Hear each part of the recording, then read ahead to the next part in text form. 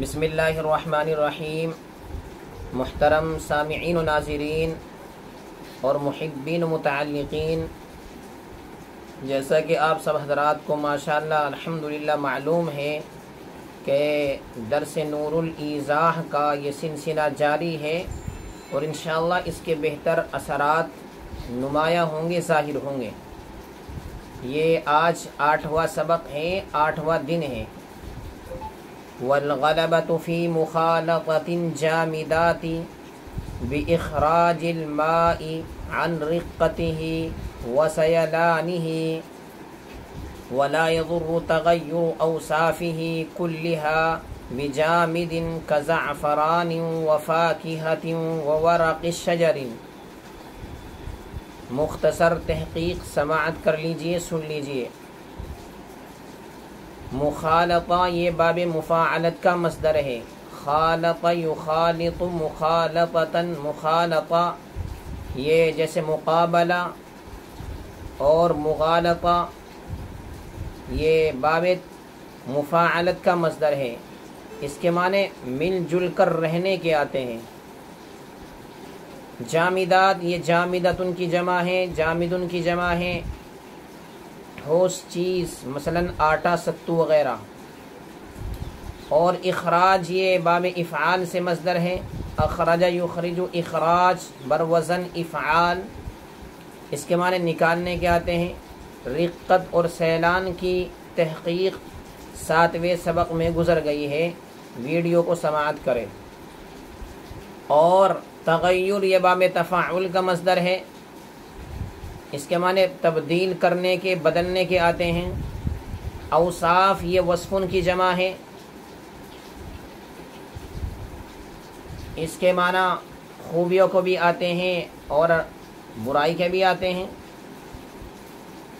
زعفران یہ جمع زعافر، ایک قسم کا نہایت زرد رنگ کے پھول کو زعفران کہا جاتا ہے۔ زعفران جمع زعافر، ایک قسم کا نہایت زرد رنگ کا خوشبودار پھول، اسے زعفران کہا جاتا ہے۔ فاکہۃ جمع فواکہ، پھل، میوے، فروٹ۔ ورق جمع اوراق، اس کے معنی کاغذ کے بھی آتے ہیں، لیکن ورق کی نسبت اس عبارت میں اضافت شجرن کی جانب ہو رہی ہے، اس لیے اس کے معنی یہاں پتے کے ہوں گے۔ اب یہ مختصر سی تحقیق تھی، صرفی تحقیق، لغوی تحقیق۔ اب آپ حضرات لفظی ترجمہ سن لیجئے۔ والغلبۃ، اور غلبہ حاصل ہو جاتا ہے۔ حاصل ہونے کا ترجمہ اپنے ذہن سے آپ کو بنانا پڑے گا، عبارت میں کچھ معلوم نہیں ہو رہا کہ حاصل ہونے کا ترجمہ کیسے ہوگا۔ والغلبۃ، اور غلبہ حاصل ہو جاتا ہے، فی مخالطۃ جامدات، جامد چیزوں کے مل جانے کی صورت میں، بِإِخْرَاجِ الْمَاءِ، پانی کے نکال دینے سے، عن رقتہ، اس کی رقت سے، یعنی پانی کی رقت سے، وسیلانہ، اور پانی کے سیلان یعنی جاری ہونے سے۔ رقت اور سیلان میں جو یہ ضمائر ہے دونوں، ان کا مرجع الماء ہے۔ ولا یضر، اور کوئی نقصان نہیں دیتا، تغیر اوصافہ، اس کے تمام اوصاف کا بدلنا، کلھا، تمام اوصاف کا بدلنا کوئی نقصان نہیں دیتا۔ بجامد، جامد چیزوں کے مل جانے سے، کزعفران، جیسے زعفران، فاکہۃ، اور میوے، پھل، وورق شجر، اور درخت کے پتے وغیرہ۔ یہ ترجمہ تھا۔ اب تشریح سن لیجئے۔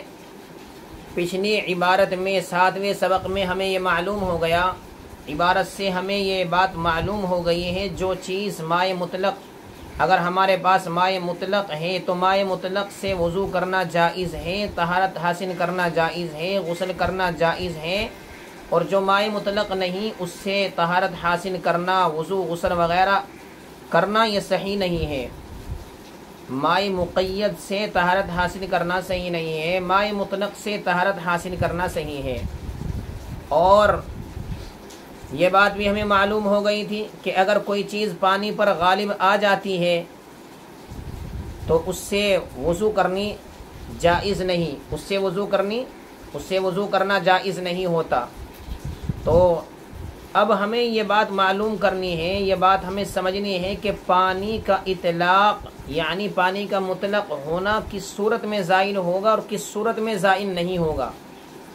صاحب عبارت نے، صاحب کتاب نے یہاں ہمارے سامنے جو عبارت پیش کی ہے اس کی یعنی مائع مطلق اور پانی کے اطلاق کی صورت میں زائل ہو جاتا ہے، اس سلسلے میں قاعدہ کلی ہمارے سامنے پیش کیا ہے اور فرمایا کہ پانی کے اندر تمام چیزیں کے جو تمام چیزیں ملنے والی ہیں، تمام چیزوں کی دو قسم ہوتی ہے، ایک تو جامد چیز یعنی ٹھوس چیز جیسے آٹا، ستو وغیرہ وغیرہ، اور دوسرے مائع یعنی بہنے والی چیز، سیال چیز جیسے پانی، دودھ، سرکہ، رس وغیرہ۔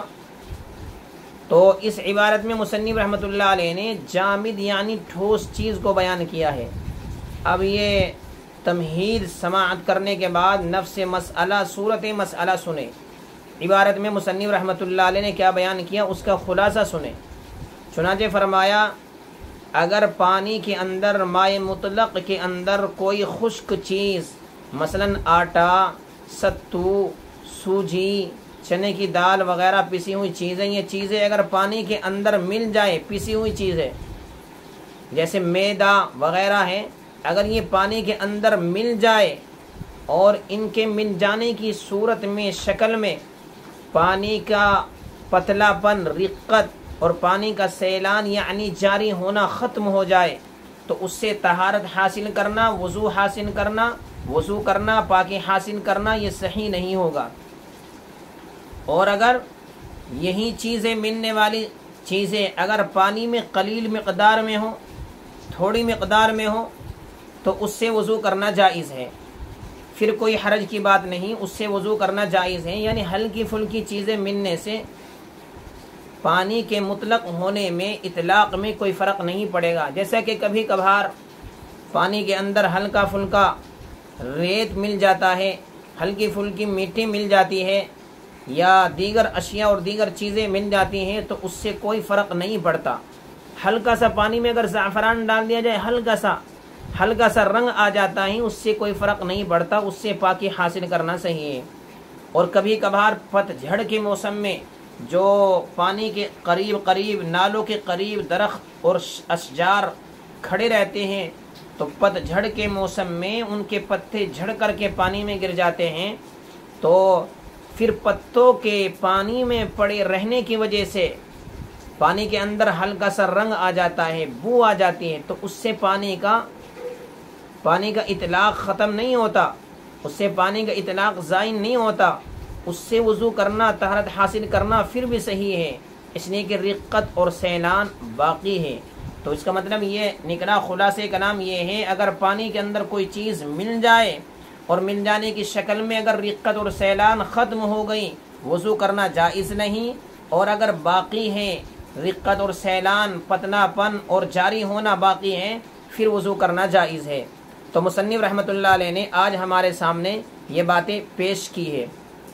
اللہ تعالی ہم سب کو صحیح طریقے سے عبارت کو سمجھنے کی اور پھر اچھی طریقے سے امت تک اور اپنے ساتھیوں تک، اپنے طلباء تک صحیح بات پہنچانے کی توفیق عطا فرمائے۔ انشاءاللہ اگلے سبق میں مائعات یعنی بہنے والی چیزوں کا بیان کیا جائے گا کہ پانی کے اندر اگر بہنے والی چیز مل جائے تو پھر کیا مسئلہ ہوگا۔ السلام علیکم ورحمۃ اللہ۔